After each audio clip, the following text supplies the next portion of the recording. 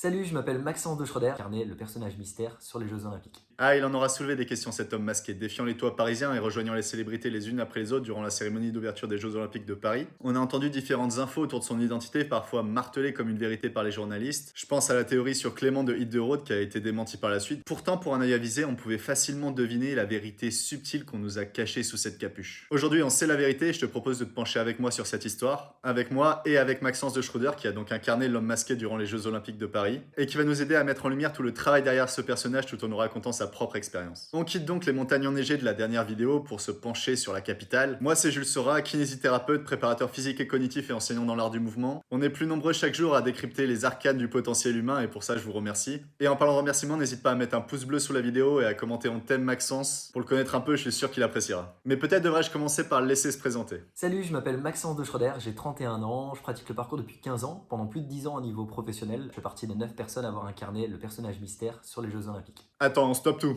L'homme masqué n'est pas une, mais 9 personnes? Bah ouais, je joue le mec étonné, mais en vrai, si t'avais pris 2 secondes pour te pencher sur l'affaire, ça paraît vite évident. Déjà, on reconnaît facilement des gabarits différents sous les déguisements. Ensuite, si tu regardes dans le détail chaque façon de bouger, tu remarques vite des grandes différences de style. Ça, c'est peut-être d'avoir traîné dans la discipline longtemps. Et ensuite, dernier indice très factuel, c'est comment l'homme masqué se serait déplacé aussi rapidement dans Paris, non. Ça semble pas très logique en vrai. Mais de qui parle-t-on alors exactement? Parmi les 9 personnes, du coup, il y avait Johan Tenoir, Lilou Ruel, Simon Noguera, Augustin Schiavaldini, Max Renaud, Caril Cortemoller, Guillaume Larrazabal, Andrea Catozzi et moi évidemment. Ok, déjà on y voit beaucoup plus clair. On retrouve donc Simon Noguera, Maxence de Schroeder, Johan Tenoir, qui sont tous les trois des membres emblématiques de la French Freerun Family, qui est peut-être le crew de parcours freerun le plus influent des années 2010. Pour moi, c'est un peu le crew aussi qui a mis autant en valeur les toits parisiens. Une des vidéos qui avait buzzé à l'époque et qui les avait mis en lumière, c'était celle sur Assassin's Creed. Donc autant dire que je suis pas très étonné qu'ils aient pensé à eux pour le personnage masqué.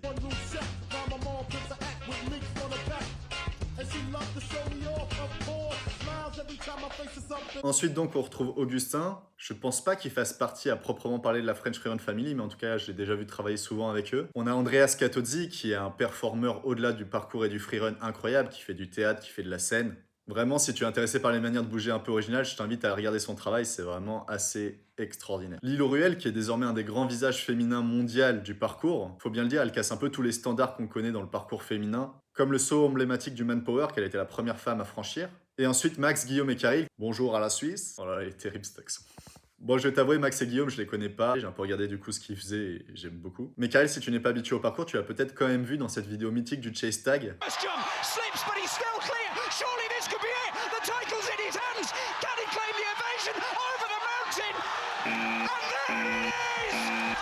Bref, c'est intéressant de voir que ce qui paraît simple à l'écran peut être une construction très large derrière. Et ça ne s'arrête pas là parce que Maxence nous explique que ça, c'est vraiment les athlètes qu'on voit à l'écran, mais qu'il y a tout le travail en amont autour du personnage. C'était assez simple à faire parce qu'en réalité tout était déjà créé. Donc Zenzel qui est un vieil ami, un grand ami à moi, qui est probablement la seule personne en France qui a les compétences de mettre en scène aussi bien le mouvement et notamment le parcours. Zenzel il a été contacté directement par Thomas Joly, le grand directeur artistique des cérémonies des Jeux Olympiques. Thomas Joly lui il a imaginé le personnage, il a vraiment imaginé ce qu'il pourrait faire, les capacités, les compétences qu'il devait incarner, l'attitude qu'il devait avoir également. Et ensuite, lorsqu'il a fait appel à Zenzel, lui a vraiment essayé de chorégraphier les différents trajets du personnage, comment ça allait bien s'imbriquer, parce qu'évidemment on est neuf, il faut qu'il y ait une vraie continuité, que ce soit fluide. Quand le copain qui nous précède a terminé, il faut que nous on parte au bon moment, donc tout ça c'est calé sur la musique. Il y a des tops qui sont donnés dans les écouteurs, évidemment. Pas trop de stress parce que mine de rien il y a eu suffisamment de répétitions, on était professionnels.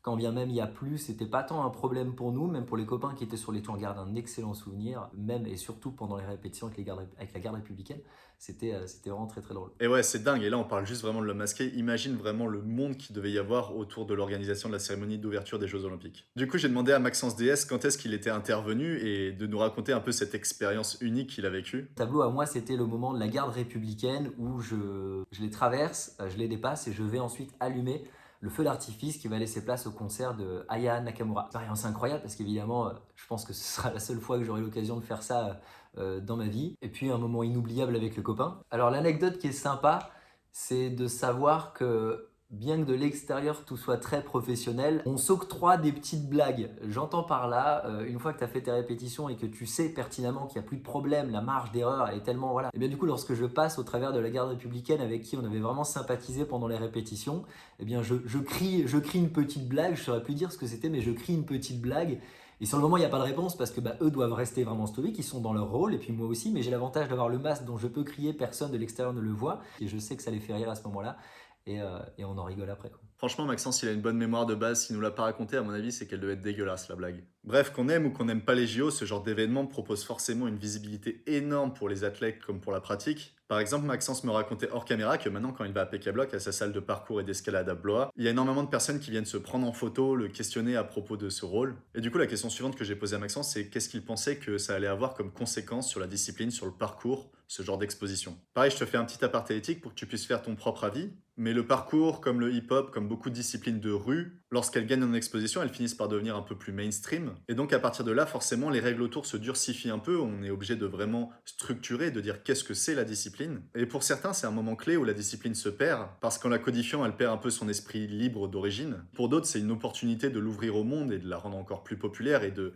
développer des structures autour qui vont permettre de continuer à faire grandir l'univers autour. Donc voilà, s'il devait y avoir une petite prise de position en commentaire, moi j'aimerais qu'aujourd'hui vous me disiez, est-ce que pour vous c'est une bonne chose que ces courants un peu underground deviennent mainstream et du coup perdent en partie leurs valeurs premières, ou est-ce qu'au contraire c'est une chance et ça permet de développer vraiment un univers encore plus vaste autour? En tout cas, voici la réponse de Maxence. Ouais, alors le fait que le parcours ait été mis en avant aux Jeux Olympiques, moi je remercie énormément Thomas Joly d'avoir fait ça. Évidemment, son choix n'est pas anodin. C'est un sport français qui a maintenant un peu plus d'une trentaine d'années.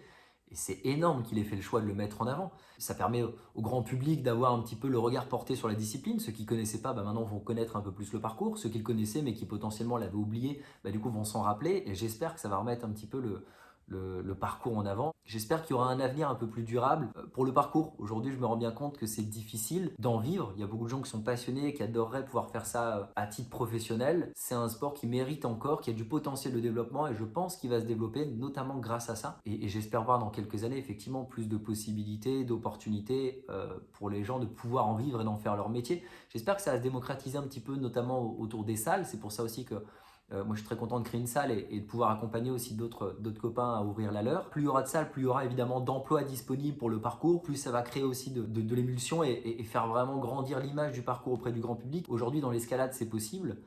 J'ai bon espoir que dans quelques années, peut-être 10 ans, ce soit le cas aussi pour le parcours. En tout cas, d'incarner ce genre de personnage, je suis sûr que ça en fera rêver plus d'un, que ce soit à la télé ou juste dans la pratique perso. Du coup, je voulais également demander son avis à Maxence sur quelqu'un qui commencerait, comment se propulser dans cet univers incroyable. Si je devais donner des conseils aux gens qui veulent se lancer dans le parcours, et en réalité je pense que ces conseils-là sont aussi adaptables à tout le reste dans la vie, je pense que j'en aurais trois. La première chose, ce serait n'attendez pas quelque chose de l'extérieur pour vous lancer. C'est en faisant qu'on va prendre confiance en soi. Je veux dire, la première étape, elle est accessible à tous. Faut pas s'imaginer que le parcours, c'est tout de suite aller sur les toits. C'est pas ça le parcours. Le parcours, c'est au sol, c'est des mouvements délicats. Et un jour, vous vous retournerez dans 10 ans, vous direz waouh, j'ai commencé de si loin et aujourd'hui j'en suis là et c'est formidable. Le deuxième conseil, c'est n'écoutez pas les gens autour de vous. Il y a une phrase qui est assez sympa qu'on m'a redit récemment où on dit n'écoute pas les conseils de gens qui ont la vie que tu ne veux pas avoir. Et le troisième conseil, prenez un maximum de plaisir. Moi, je dis que ça, c'est peut-être le conseil le plus important. Il faut absolument que ce qu'on fait dans la vie, on y prenne du plaisir, d'une manière ou d'une autre. Il ne faut pas se lancer dans quelque chose qu'on n'a pas envie de faire et dans lequel on ne prend pas de plaisir. On sera toujours meilleur dans un domaine dans lequel on s'amuse, évidemment.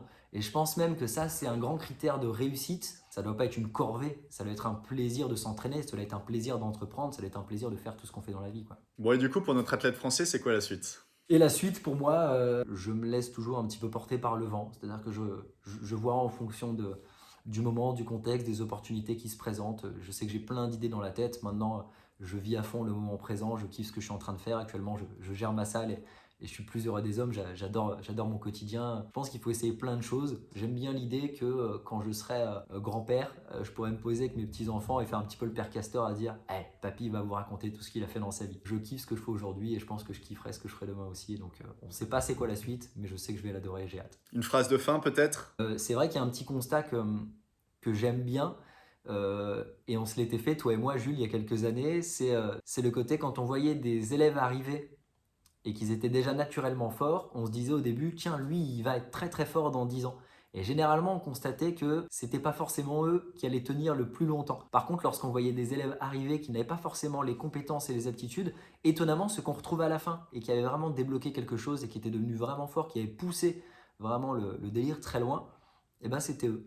Et j'aime bien ce côté un peu shonen, un peu comme on voit dans les animés. On part de loin, on se bat suffisamment fort et on arrive loin derrière. Et moi, j'avoue que ça, c'est quelque chose d'inspirant. J'ai envie de me dire, peu importe d'où on vient, peu importe d'où je viens, peu importe avec les moyens avec lesquels j'ai commencé, c'est pas la question. La question, c'est que si je travaille suffisamment, que j'y crois et que je me bats pour réussir quelque chose que j'ai envie de réussir, alors je peux y arriver.